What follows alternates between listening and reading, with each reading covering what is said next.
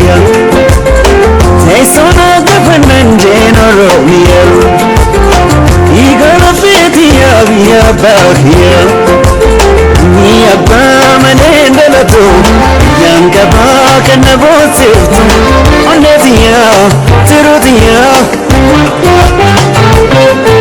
I'm not very sorry.